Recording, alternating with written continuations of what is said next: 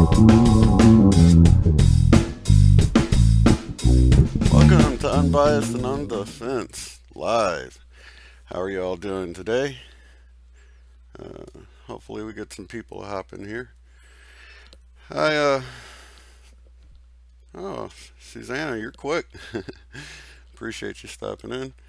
Well, on this show, I want to talk about the Mandela Effect and human emotions and the way our brain works. I've often talked about the left and the right brain, but there's other parts of the brain that we should be aware of, because our human emotions tell us what part of our brain is active and what part of our brain we're using.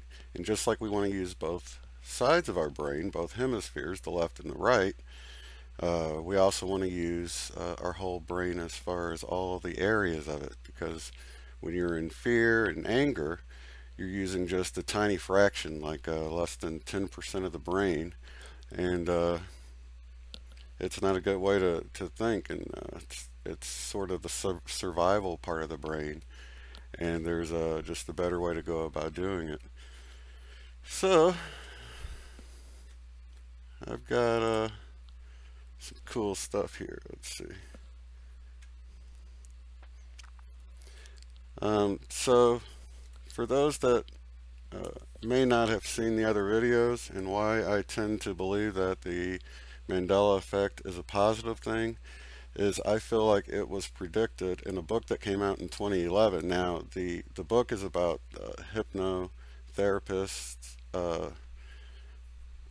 Dolores Cannon, who would do past life regression, but she wrote this book called The Three Waves of Volunteers, because more and more the last few decades of her work, she started getting people that didn't have a past life. They just came directly from source or from other star systems, saying that they were volunteers meant to come to Earth.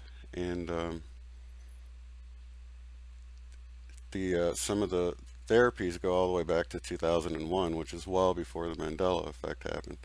So let me play this clip here from another video. The descriptions are in the, or the links are in the descriptions below. The reason I lean away from the whole CERN and D-Wave, although they are related, is because in a Dolores Cannon book, The Three Waves of Volunteers and the New Earth, that came out in 2011, there's a part I believe is talking about the Mandela Effect. It says, speaking of these higher beings, it says they might influence by making material changes in this dimensional reality, observable changes. To me, that is describing the Mandela Effect to a T. And I still stand by that statement. Material changes in this dimensional reality, observable changes. Now, these changes, for the most part, are just benign changes. They don't really, there's really nothing that to come of them other than to see them. I mean, there's no benefit to a T or something changing in a logo, or a famous line in a movie changing. It's more of an attention getter, and that's why I feel like the Mandela Effect indeed was an awakening. So let me go to the next video, because once I considered that these Mandela Effect changes were indeed a positive thing, then it sort of gave me the opportunity to look a little bit deeper and see if I could find any messages or meanings, because the changes themselves seem benign for the most part. I know a lot about how the never-ending story, I felt, was an archetype for what's happening with the whole right and the left brain thing.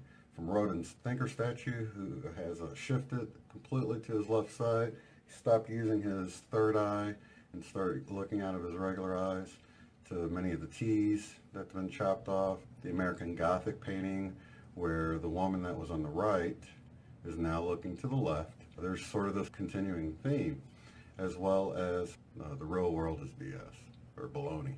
and that would explain Oscar Mayer and the John Mayer song, No Such Thing, which is talking about, I just found out there's no such thing as the real world. It's a lie you got to rise above.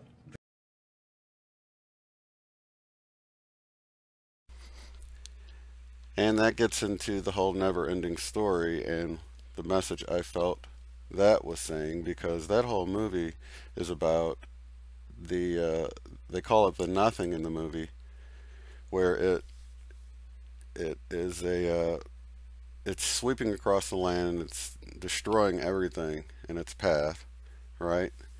And it's destroying the land of Fantasia. Well, they describe the land of Fantasia as being uh, the human fantasy, or the dreams of humanity. And the nothing is sweeping across the land and it's totally removing human fantasy. Well, if you look at that in a left brain, right brain paradigm, you see that the left brain is sort of our analytical brain, designed to, for scheduling and pretty much all the subjects we go to school for and things like that. And, you do your math and your reading and things like that. But art and music is right brain. So when you get into your right brain, that's where you tap into the human fantasy. That's the imagination. Writers and musicians, and just anytime you're sort of coming up with creative type material, you're going into your right brain and you're using that to create the stuff. So that's really what I found to be the neatest part of the whole never-ending story. It actually had more meaning watching it again as an adult than when I was a kid, and I felt like it was a real archetype for uh, what's happening, what the Mandela effect changes were trying to tell us.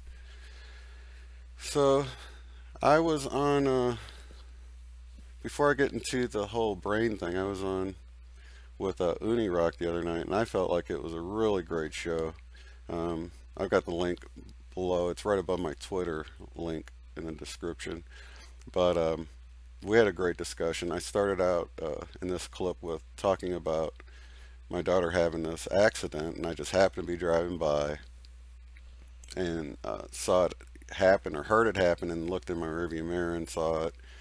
And then it was sort of my epiphany for when I realized that the Mandela effect, or I'm sorry, just reality itself, it was because I had just told her about the Mandela effect, and I realized reality was orchestrated. I mean, you could really see how none of the things that happened that day were an accident. It was all sort of orchestrated or planned, and it was, I think, for my benefit of realizing and seeing life for what it is, this sort of play or this matrix or this simulation, however you want to view it, or whatever terminology you want to use. But let me play a little piece of that, because I think it was, we had a nice little discussion. And then I'll get to the parts of the brain that I feel are uh, controlled by our emotions, or we can control them and we don't even realize. But here's that clip from UNIRock. This moment, something happens. I waved and went on, and then I heard this big crash. And I look up and it's her car in my rearview mirror, all wrecked. I know, dude, my heart sank, and I backed up and I got back there, and the baby was smiling, and then I took the baby out of the intersection where it happened, and I looked over. My daughter's like hugging somebody. I'm like, who's she hugging? And it was like the baby's grandma just happened to be driving by, and it's like all the way everything lined up. And because I was off to the side at the Quick Trip watching like the emergency vehicles pulling up, and it was like a movie scene, and I realized at that point, I'm like, holy crap, we're in a matrix, man. This is a simulation. Everything, it was like everyone was extras in this movie. You know what I mean? All these people that we knew were, coming by. She worked at a store to where like customers noticed, and they were coming up, and it's like, what the heck? What's the chances of all these people being right here at this very moment? So, yeah, I don't think there's coincidences anymore. And all the synchronicities I've been getting just since I've realized the Mandela effect, and, started studying and looking into this. you know, I look at the clock all the time. I'll see 333, 444, 555, or 1111, and you know, I don't know. And time seems to be moving faster. There's just like a lot of crazy stuff going on. Yeah, man. No, like when you were just saying, like when Neo in the Matrix movie walks up the stairs, he looks at the cat. He's like deja vu. Like there Yeah. really is this feeling, and it's not just deja vu. It's like deja vu is so powerful. I used to feel deja vu, and I would just like Neo did. I'd see something twice. I would like have that, you know, double happen. Then like I started realizing whenever that happened, there would be this real crisp kind of feeling in the air. It was like an electrical charge all around, right? So then like I started to see that the electrical charge kind of feeling, it's like your eyes can focus so well. It's like everything looks so crystal clear around you. It's like you're really deep here in this world. And I started having that happen without noticing the deja vu. And I said to myself, like, it seems like whenever these really crazy synchronicities or these coincidences happen, I get this crazy feeling. I get this strange thought. I told myself I was going nuts, basically. But the thing was, it was like things were more real when that was happening than reality itself. Because, like, I get so caught in the everyday, you know, wake up, research, make graphics, make video, research, live show, you know, check email. I get so caught up in this, I forget sometimes that there's all this stuff going on around me, you know? It's like Definitely. the real time is when the synchronizations happen. I call it the science of That's a coincidence. good point. Because I've figured out that it's sort of in those times when you're in the moment that you have that better connection to, you know, your higher self guy, whatever you want to call, you know, whoever's outside the matrix, that I feel are actually making these Mandela effect changes in myself. But I feel like when you're in the moment, you sort of have that better connection. Think about a synchronicity. It always happens in the moment. It's not like of course, if I have one in the future, it's there now or it's not or whatever, but I realize it in the very moment when it's happening. You know what I mean? And it's like sometimes you can get caught up with what you need to do that's in the future, or what you just did, or how somebody upset you, and you're thinking about a conversation you just had or whatever, but you're just not in the moment, you know? Yep. And that sort of synchronicities will pull you back to the moment. Brings you close to reality, man. It seems like. At least it feels. And that was just a little clip of the Friday night session on UNIRock. So this gets into the whole, back to the left and the right brain, before I move on to the other parts of the brain, because, let me get my cam going again here. Yeah, I'm just kind of limping along, so I turned my cam off to sort of speed it up a little bit. I saw it was loading over there. But yeah, the left and the right brain. I have a link to, I created a playlist that has Tom Campbell, which has this these videos called My Big Toe, standing for My Big Theory of Everything.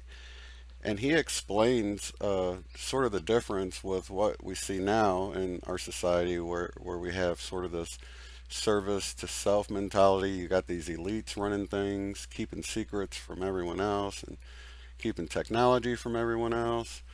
And I don't know if you guys watched any of the David Wilcock and Corey Goode and their whole cosmic disclosure thing, which is real interesting stuff. But they talk about some, Corey Goode at least talks about some technologies we have that are just mind-blowing.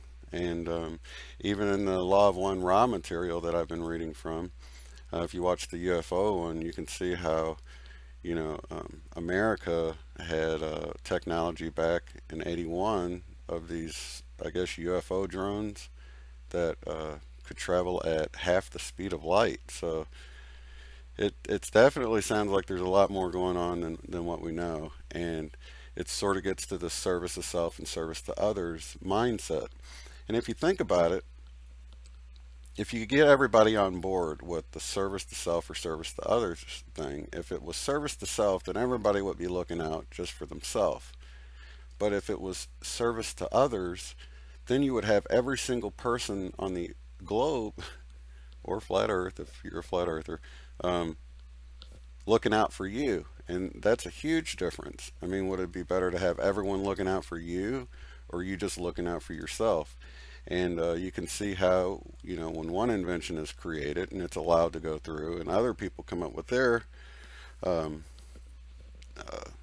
creations and sort of build on everyone's, and no one has that sort of feel like they keep it a secret, you know, you can really see how that sort of mindset would cause society in general to really thrive, because everyone, there wouldn't be this whole, you know, just the whole, like we do with copyrights and trademarks and things like that, because everything's me, everything's the left brain, the I am part of our brains.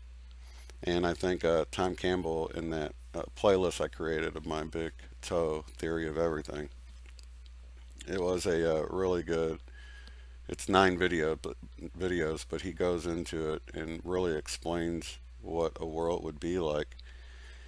If that was the case, it would be more of a utopian society. And even Ra in the Law of One material talks about they were harvested from Venus, and that's how their society was, and they were able to, you know, graduate much easier than we have it here, because they were all working, for the most part, the majority of them were service to others oriented.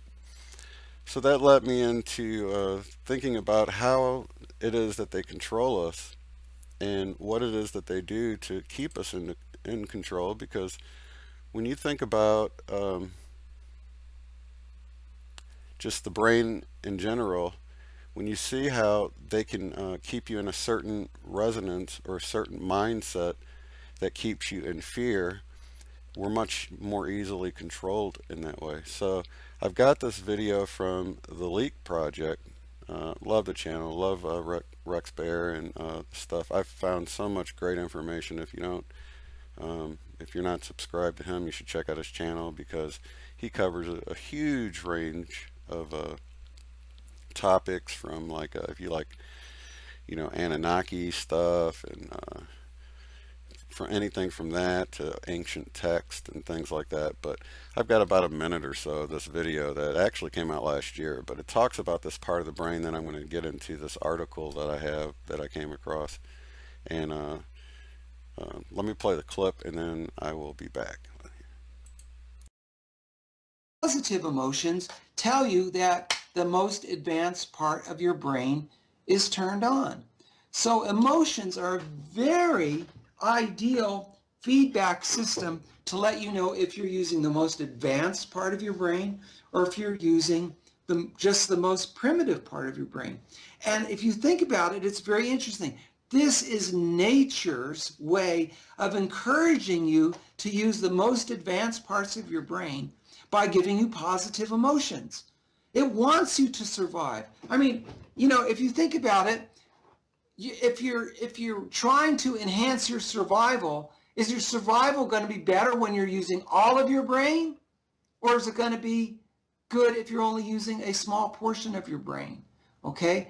Nature wants you to use all of your brain, your frontal lobes, your mammal brain, all of this advanced function. So it rewards that with positive emotion. Follow? Your chances of survival are better if you use all of your brain. So when your frontal lobes are on and your advanced part of your brain gives you positive emotion. On contrary wise, it wants to discourage reptile-only brain use. It wants to discourage those times when only this part of your brain is on. So if only your reptile brain is functioning, it gives you negative emotion. Very well said. And that gets into this article I came across that I found was real interesting. It's along the same line of thinking. Now, I'm not so into the terminology they use, but I think the science is good, you know. And I think thinking of their terminology, reptilian brain, mammal brain, and things like that, are helpful as sort of a metaphor for that sort of part of your brain. And he gets into that in that. If you watch the full Leak Project video, that I just played a clip of, he gets into showing how, lizards and things like that sort of lay their eggs, and they don't really care for their young, but like mammals, monkeys and things like that, uh, actually have more of a mothering and parenting thing to their young or whatever. But that led me to read this article that I thought was super interesting, because it really shows how when they run, say, political ads or the news in general, it sort of gets you into this part of your brain that's that they're referring to as the reptilian brain, which is just all about fight or flight, survival. And you can see here how small this area of your brain is, but we can consciously, that's what the amygdala is about, is you can consciously choose to switch your brain into a higher level of thinking and consideration, because that's when you get into considering others and planning things out. You're not so much just driven by the emotions of what's happening with the whole fight or flight or the survival part of your brain. So if, say, a political ad runs, they might try to scare you about their opponent, of what they might do, and get you to go into this lower part of your brain where you feel like, I've got to vote for this guy to survive. So the same way with news and things like that. If they get you resonating in fear and uncertainty or anger, it's all this reptilian part of the brain. And it's sort of, you're flipping the switch, and you're being controlled by this fight or flight part of your brain. But you can consciously decide to flip your brain forward. Here, I'll read a little bit of this. Let's see here. In the 1960s, American physician and neurologist Dr. Paul MacLean formulated his model of the Triune brain, a simplified explanation of the workings of the human brain and how it developed over millennia. He divided the brain into three main sections. The first and most ancient of these is commonly referred as the reptilian brain.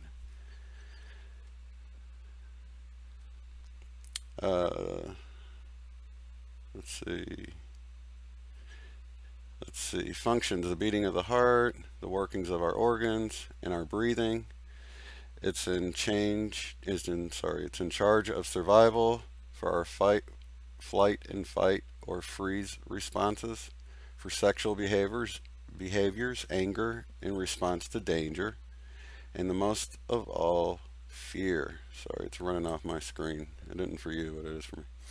The actions and emotions that spring from the reptilian brain, as they call it, do so automatically without us having to think about it. So, if you come across, I think one of the examples he uses is if you come across a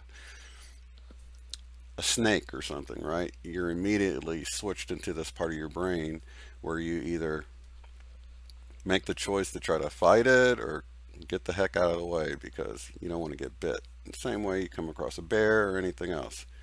Hopefully everyone's choice would be flight in that instance, because you don't want to try to fight a bear. But yeah, you take off running, it's sort of automatic, and that's sort of why we jump when we're scared, is because this part of our brain kicks in right away and puts us into action of running. Mary Quinn, how are you? Jose, good to see you here. Omar, glad to have you. And I know there were some people up top. Tim G and Susanna. I said hi to you in the beginning before anybody else joined in. Glad you guys could join me. Yeah, I'm pretty much running no matter what I come across. If it's, just go with that first instinct, because unless you've got if something's flying at you and you've got to sort of block it or something. But other than that, I'm getting the heck out of the way. So yeah, that gets us to what they're calling the, let's see, the limbic brain. The limbic brain wraps around the reptilian brain and is thought of as thought to have developed in the first mammals. Its main components are the hippocampus, the amygdala, which is the switch I was speaking of, and the hypothalamus. It records memories of behaviors that produce agreeable and disagreeable experiences and is responsible for most of our emotions. It is also responsible for our compare and contrast mechanisms, which lead to value judgments. It controls a lot of our behavior, if still somewhat unconsciously.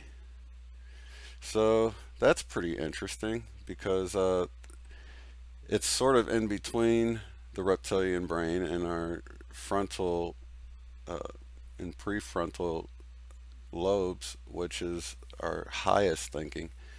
And if it's got the emotions tied in with it, then it's got our sort of our mechanism for making the choice of how, I mentioned in the beginning, our emotions are our gauge of how we're thinking. If we're feeling fearful and threatened, you know that you're operating in this part, and being that this is the emotions and the switch, you can see how this is the switch in the emotions for including the frontal part, because you don't want to, just like the whole left and right brain, you don't want to completely discount the left part of your brain. You've got to use both parts, but our society's moved to only using the left, and you can see the powers that be are wanting us in this part of our brain because we don't think about anything. We just, trust their decision for us to either vote for a candidate or to be fearful about whatever we see in the news. And then that gets us to the neocortex. Let's see. The third section of the brain that McLean identified was the last to develop about 40,000 years ago. It's called the neocortex and is only found in higher order mammals such as monkeys, dolphins, and humans. This section of the brain houses our reasoning capabilities, imagination, creativity, the problem-solving skills. It's where the higher self lives. Not the higher self, but our higher self. But definitely where our connection to our outside of our body higher self would be, definitely. It is the overseer of the rest of the brain and can observe and temper the responses of the reptilian and limbic brains. It is the seat of compassion. Here we go with the compassion thing again. The trouble is the neocortex brain needs to be consciously activated. And that's the whole reason I brought this up. You can choose to consciously decide, if you're feeling fearful, to just change the way you're thinking by noticing the way you're feeling. And that was the whole reason I brought this up, because sometimes, like last night we had this horrible thunderstorm come in. There's lightning. I went out on the porch and I shut everything down so I didn't lose my equipment from a lightning strike or something, but had lightning strike right across the street, and I noticed myself sort of tensing up a little bit, and I just sort of relaxed and just enjoyed the storm. It was coming down in sheets, and I was really having a good time. I actually went out there, I thought, because it wasn't raining that hard at first, and I thought the subtle sounds of thunder would be nice to meditate to, so I'm like out there with, meditating, and then it started getting pretty vicious, and I noticed myself tensing up. And then I thought about this article, and I was like, oh, just relax and enjoy it, and know that someone's looking out for me, and that I'm not going to get struck by lightning. But lightning struck right across the street. I mean, it was amazing, and I was able to stay calm about it, and actually it was an enjoyable experience because it didn't scare me, because I was already in this mindset of just being just calm and just enjoying the weather for what it is. You don't get these heavy storms all the time, so I was just enjoying it. So let's see, this last section, he says, when we are living in a permanent state of fear or anger, or even just in a constant state of high stress, as many of us endure in this day and age, we are in a struggle for survival. and what controls the minds when we need to survive. The reptilian brain.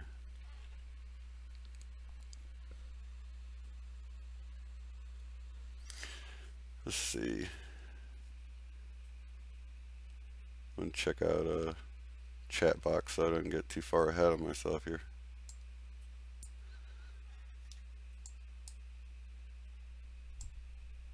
Let's see. Richard Blum made an interesting comment here.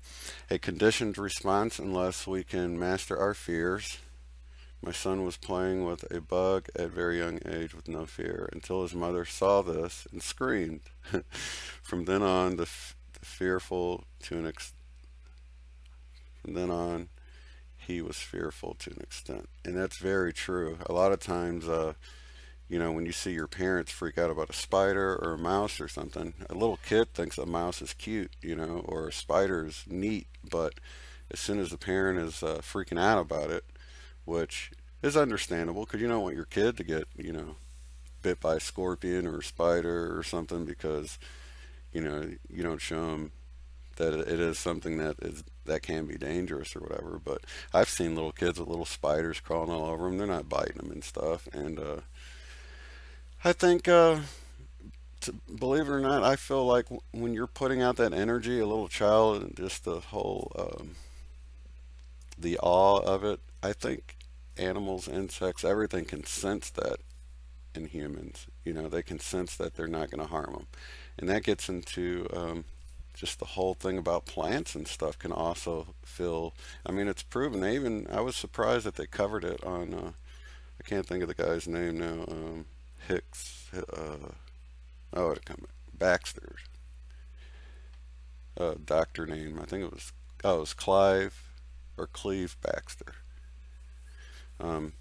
that showed how a plant was responding to the fear of being burned. I mean, you could actually see it responding ahead of time, and then he noticed that different things were responding to bacteria being burned by the hot water in the sink, and everything seemed to be all connected. This is all covered in the Source Field Investigations, the book by David Wilcott, that definitely recommend.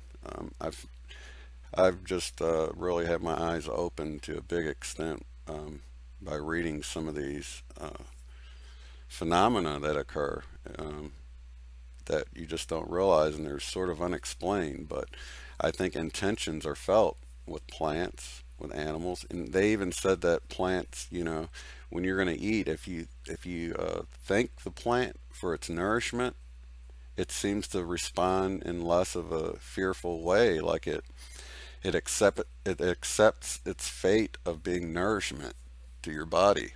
And I thought that was strange because it kind of puts this whole spin on blessing your food. You know, we're talking, say the blessing when you're a kid. If you were raised in church like I was, it was like you're thanking God for giving you the food, but in actuality, it's almost like you're thanking the food for its nourishment, and then it accepts its fate of becoming nourishment to you. And that's just a really strange thing, because I know a lot of vegans and vegetarians don't eat meat because they feel like it's killing an animal, but plants also respond in a similar fashion with fear and things like that. So I think you should bless your food no matter what you're eating. Let's put it that way.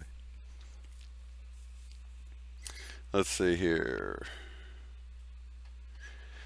Don't get me wrong, we need our reptilian brains. It's the part of the brain that activates to make us swerve out of the way, and if a truck suddenly crosses into our lane on a busy highway, it activates without us having to think about it. Handy when you're being chased by a bear or about to topple from a mountaintop. It protects our lives much faster than it would take us to activate our reasoning capabilities to turn the will or reason with the bear, the reptilian brain in everyday life. However, as necessary as it is, we don't want it controlling our actions on a day-to-day basis.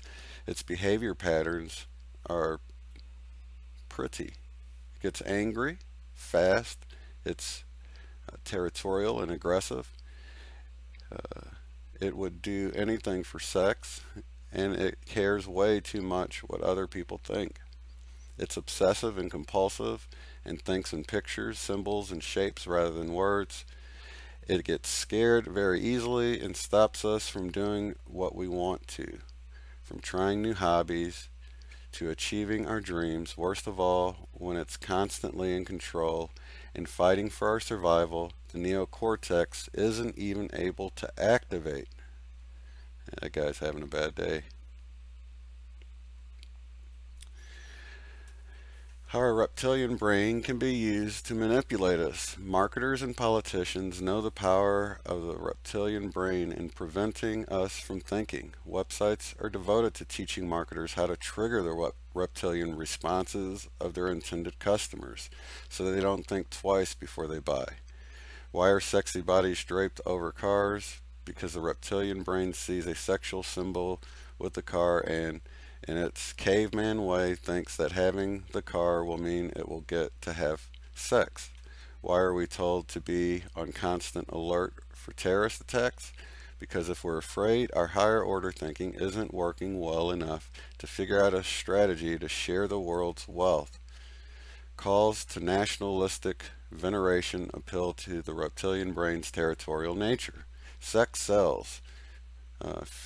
Fear paralyzes. Both shut off the capacity to reason. That's an interesting picture. Psychologists have learned that in order to treat patients with post-traumatic stress disorder, they must first establish safety and a sense of security. The reptilian brain is often still in control long after traumatic events, and when it's in control, the thinking brain shuts down. It's impossible to reason and process emotions when the reptilian brain is still screaming, "Run." Educators know that children who are neglected or living in abusive situations often present with learning disorders. These children are living in a state of high stress. The reptilian brains have taken over so that they can survive. Their focus is on getting through each day, finding enough to eat, not getting beaten or yelled at. When the focus is on survival, the thinking brain doesn't matter. Therefore, reading, writing, arithmetic don't even get looked at, even get a look in. The reptilian brain enables their survival, but by curtailing the functioning of the neocortex, it stops them from thriving. This applies to all of us. When we are living in a constant state of fear and stress, we'll keep working at a job we hate. We'll do things we're not proud of to get the sex we need. We'll forget our childhood dreams and the urges of higher selves because it's all way too scary. That's funny. The lizard brain is hungry, scared, angry, and horny. The lizard brain only wants to eat and be safe.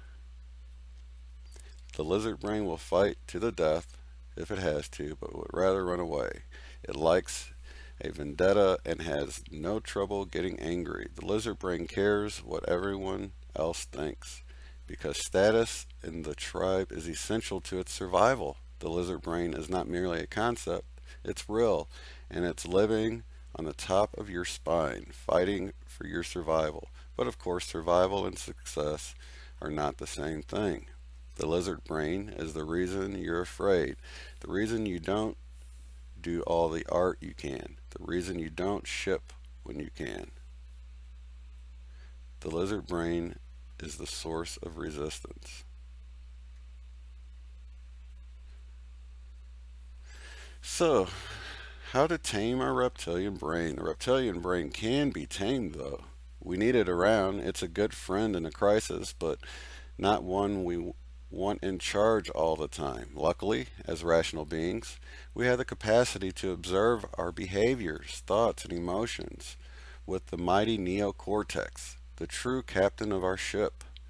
Mountain climbers, racing car drivers, aid workers in dangerous places, all of these people face their fears, the shouts of their body to climb down off that ledge, put on the brakes, or stay safe at home. Anyone who opts out of the system chooses to ignore their reptilian brains and the fear-mongering and manipulative ways of the government, media, and marketers.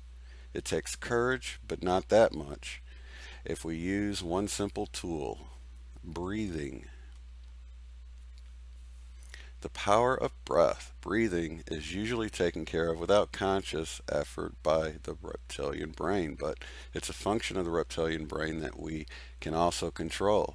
In a moment of crisis, stop and breathe. Breathe in and out, deeply and slowly, right down and into your belly. This calms your flight or fight response immediately and is the first skill taught to those who suffer anxiety. When the breath is calm, the mind follows, and you will be able to detach from the impulses of the reptilian brain and bring reasoning to the situation. You can consciously shift your focus to the neocortex. Making this shift, you take your power back, as Albert Einstein said. You cannot solve a problem from the same consciousness that created it. You must learn to see the world anew. Deliberately activating your consciousness is the only way to be free from the effects of the reptilian brain. Just breathe. Mindfulness is key. You don't necessarily need to meditate. Just bring your attention to your breath. Slow it down. Notice and accompanying sensations in your body, any emotions tied to the thoughts, consciously let them go. Redirect your thoughts to something that makes you feel good and lifts your heart. Thoughts that empower you. The reptilian brain responds to thoughts as if they are really happening. So if you consciously think a thought of peace and joy, your reptilian brain will let go and relax. As Susan Jeffers famously said, feel the fear and do it anyway. Feel the fear and do it anyway. I guess that would be good for the mountain climbers and people jumping out of a plane. And I know when I went to the water park a few summers ago and I got to the top, I'm just the kind of person that just won't chicken out of something. So that's what I had to do. I had to feel the fear, push it away, and go for it, and just think about the other people that went down before me and know I'd be okay. But it was pretty scary. But I'm glad I did it. It was a lot of fun. Never done any bungee jumping, skydiving, anything like that, but I can imagine it's the same sort of thing with anything like that that's scary as hell, So with repetition, this process becomes easier. The reptilian brain won't put up such a fight. It will still be triggered, and it'll still be there to slam on the brakes when we need it. But we'll be able to stand up for what we believe, and when it is telling us to do otherwise, we'll be able to achieve our goals and live our dreams. So that does away with that particular article that I found to be super helpful. Another thing that I do, which helps that I get so many synchronicities, it lets me know that there is a higher power looking out for me. Otherwise, how would I get synchronicities the way I do? I mean, clearly there's more going on than what I see, and whenever something I don't understand that could typically get me in a sort of a resonating with fear type of an emotion, I just rest and relax in the fact that there's someone looking out for me. And you know what? Even if I'm completely wrong about it, it puts me in a better state of mind. It relaxes me, and it allows me to use the part of my brain that would typically not even be activated at those moments of being fearful or whatever. But that was one of the reasons why I did that fear video or whatever, because when you're resonating with that reptilian brain, a lot of people say that's where the negative entities feed off of you. So so even if there's not a higher power looking out for you, even if it was a lie to yourself, you'd still be better off lying to yourself about it. I believe there is, but I'm just saying that even sort of these happy-go-lucky people that are sort of blissfully ignorant, it seems at times, are in a better state of mind, even though they might not see danger when it's really there or whatever. I guess that is one aspect of it to consider. So yeah, I thought that was real interesting about the brain. Let me see over here. All right, you guys are having a great discussion, I see there. I like that. False evidence appearing real. Fear. That's good. And you know, I often thought it was JFK, but it was actually oh, I'm not going to remember the name now because I'm on the spot, but FDR that said we have nothing to fear but fear itself. If you think about it, the fear that we need when you're in the moment, right? Most of the time your fears are about something in the future. So like when I was out on the porch, I could have let fear creep in about lightning striking me, but that would have been a future thing that may or may not happen, right? And now that we get into realizing how the brain works with probability and possibility, if I'm actually sitting there thinking about getting struck by lightning and worrying about it, probability distribution can actually bring me into a state where I'm actually more likely to get struck by lightning. Now, I know it sounds crazy, but if you just watch that Tom Campbell's My Big Toe Theory of Everything playlist I created, you'll see how he talks about them having this sort of random little robot that moves around the table.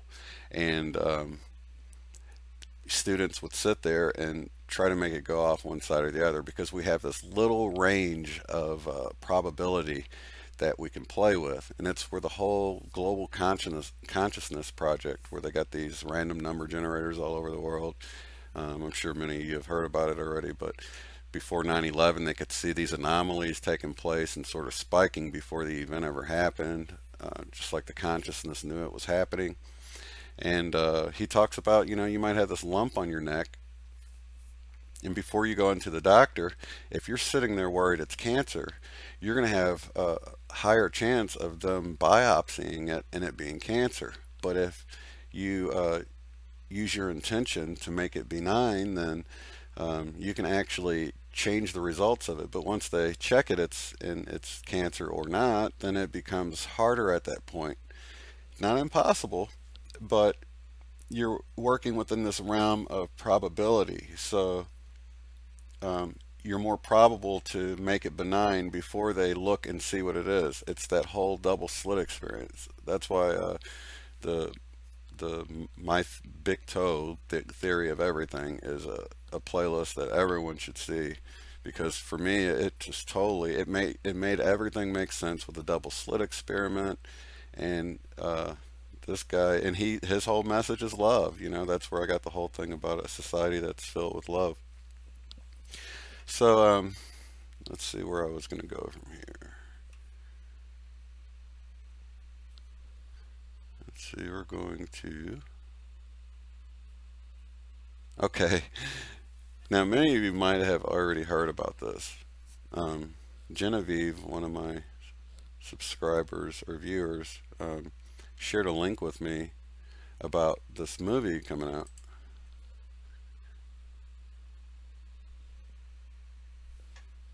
Kill my cam for a second here.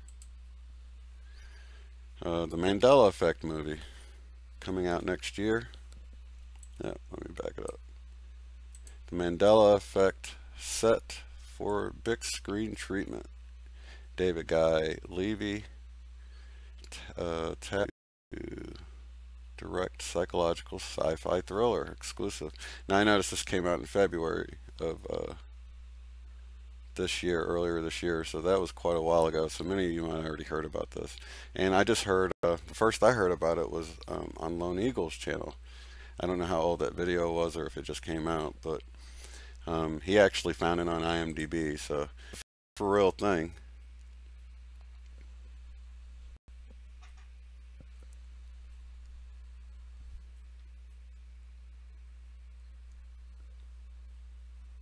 Let's see here. Waiting for it to scroll down a little bit more. This isn't fake news. Periscope Entertainment has announced today that David Guy Levy will direct their upcoming psychological sci-fi thriller, The Mandela Effect, which is written by Stephen Schlottenhofen. Schlottenhofen. The film, a man who becomes obsessed with facts and events that have been collectively misremembered by thousands of people, believing the phenomena to be the symptom of something much larger. His obsession eventually leads him to question reality itself. The title refers to the strange phenomena of mass groups of people collectively remembering events or things that never happened. The theory pulls its name from the bizarre case of many people believing that Nelson Mandela died in prison, going so far as to recall clips from a televised funeral, though the civil rights leader actually died in 2013. Other examples of the so-called effect include misquoted movie lines. Luke, I am your father is a biggie. So is life is like a box of chocolates, both of which are incorrect. So I don't know, what do you guys think? Is this going to be their idea of trying to, I don't know, the whole misremembering thing always annoys me, or false memories, but really I shouldn't let it, because if you think of it in the misremembering is a little bit more offensive than false memories, because if you were to give a definition of false memory, it would be a memory of which there's no proof it existed. But, you know, are they going to bring out the whole residue issue? Or is it going to be one of those ordeals where they sort of ignore that part? You know what I mean? So that's something to think about. But another cool thing I came across, this just came out. I don't know if you guys are subscribed to this guy. This is Corey Goode, the one I mentioned with that comes out with David Wilcock and the cosmic disclosure thing. On his page, Sphere Being Alliance, all of these links are in the description, by the way. He finally talks about the Mandela effect, and he is indeed affected too. Talking about the Mandela effect and the optimal temporal reality, or optimal timeline. What is the Mandela effect? Raise your hand if you do not know. I'm sure pretty much everyone here, or a lot of people, know. Okay. In 2013, Nelson Mandela dies, and it's announced. And thousands of people across the country were pretty confused, and I was one of them, because I remember Nelson Mandela being announced dying in prison years before. Anyone here remember that? Okay, so a small number. Okay, and raise your hand if you remember Nelson Mandela actually dying in 2013. Don't remember hearing about him dying in prison. Interesting. Okay.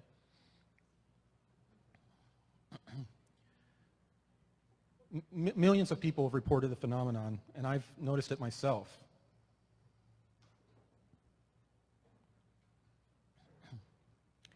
What are the different theories of what's occurring? Are we experiencing alternate realities? Is there something occurring like CERN that is splitting space-time or causing a strange merging of other realities? And are we having false memories? Psychologists and psychiatrists have used Occam's razor, which we hear all the time, and stated the most likely scenario is that people are having false memories, which is, you know, they need to explain why a certain number of the population are having the exact same false memory. Are they the effects of time travel? Now, I think we've all heard of the different programs where people traveled back in time that went on for some time. But they realized that they were fracturing space-time and the current timeline. So they started going back trying to fix those problems. causing more problems. And finally, a non-terrestrial group visited us and told us that we needed to stop messing around going back in time, because time was elastic, and just like space, it'll snap back together. And that could explain some of the things that we see with the Mandela effect.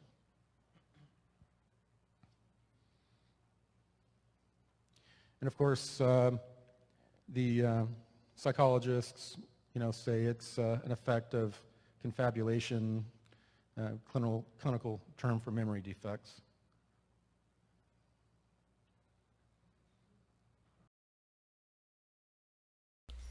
So, of course, the psychologists always want to rain on our parade, don't they? Let me get my cam going again here.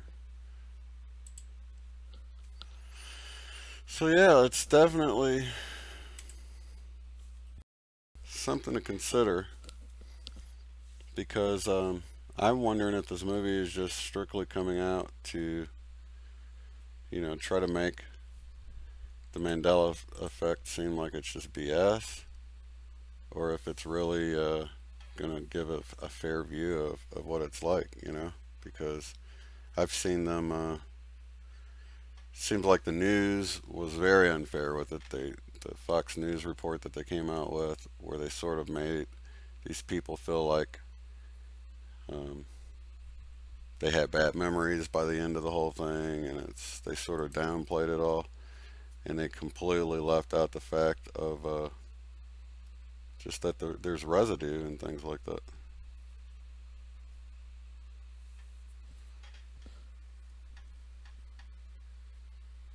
Looks like my stream health is going down. I'm gonna kill my cam and see if that helps it.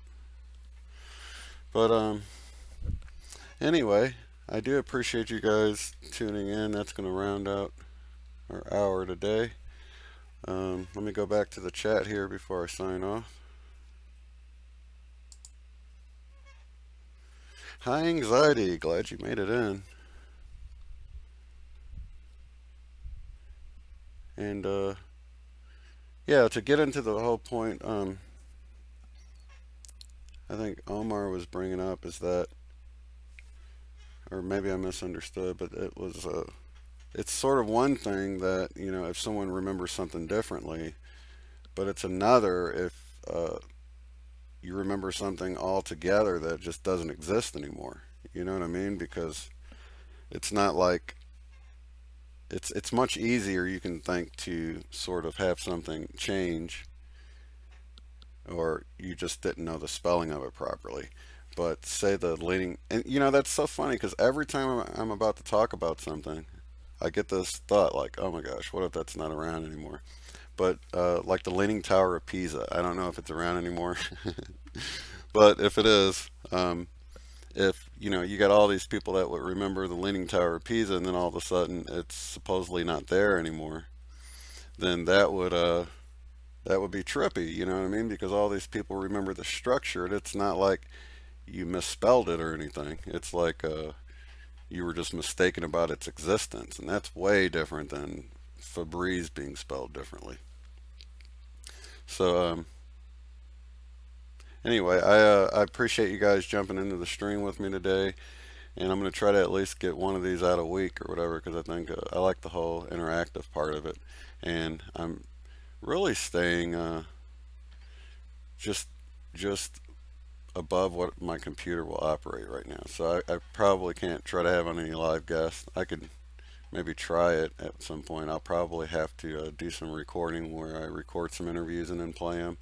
Maybe during the live stream. That might work. That way we can get some interactivity with the guests. They can come into the live stream at the same time. But just work with what I got. I'm a problem solver, so I'll be able to do that just fine. So, but I'll be in the chat for a few minutes with you guys. But thank you so much for watching, and I'll see you in the next episode. Thanks.